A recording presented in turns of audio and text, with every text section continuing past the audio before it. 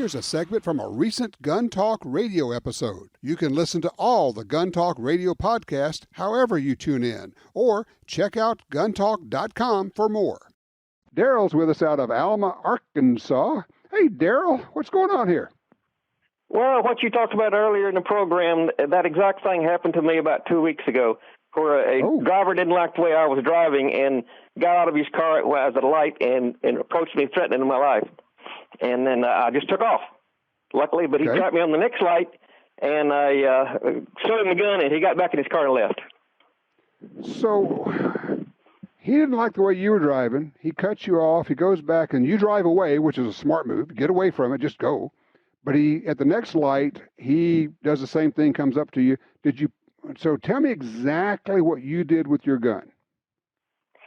As he was approaching the car, I rolled the window down because I wanted to hear what he was trying to say, and he threatened, whip my butt. So I just pulled the gun out and pointed it at his direction and said, "Are you willing to die today?" And he said, "Nope," and got back in his car.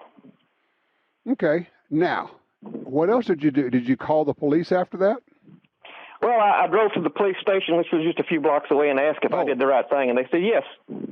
Oh, okay, good. All right, well, that's good. That's even better than calling the police. That's good. Because I was going to say, you definitely want to be the one who is making the report to the police, because then now he could call and say, some crazy guy pointed a gun at me, and I didn't do a darn thing. You know how that goes. Exactly right. That's what I thought. Okay, I'm going to offer a critique or two, if you're okay with that, of what you might want to do if it ever happens again. If it looks like, first of all, when you say you stopped at the next light, were you the first in line of the light, or were you behind some other cars? No, he trapped me, and there was a car in front of me, and the light was red, and he pulled right behind me, and I couldn't go anywhere. Okay.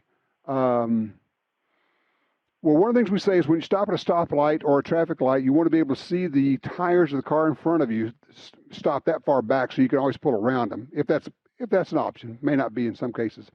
In this case, maybe you couldn't get away from him. I would run a stoplight to get away from a guy like that. Absolutely would.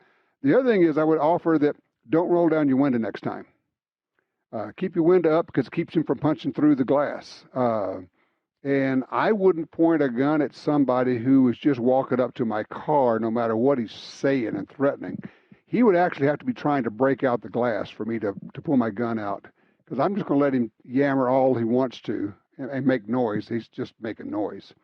Just my thing. I would prefer to put it off as long as I can. In your case, it worked out fine, but I would just say, leave the shields up on your space vehicle, which means keep the windows up. I would not roll them down.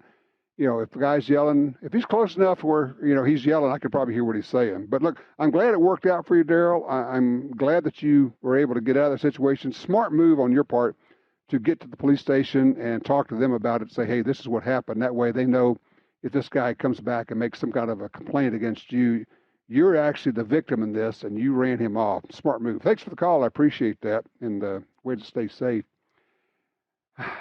These are the things that, if you haven't thought them through ahead of time, you may not have a plan. You may not know exactly what to do. But like I say, you can do this in your easy chair at home. What if this happens? What would I do? Then what if this happens? What would I do? What if that doesn't work?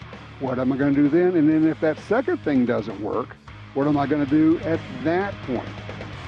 Don't assume everything you do is going to work. Assume it's not going to work. That helps you come up with a better plan of plan A, B, C, maybe even D.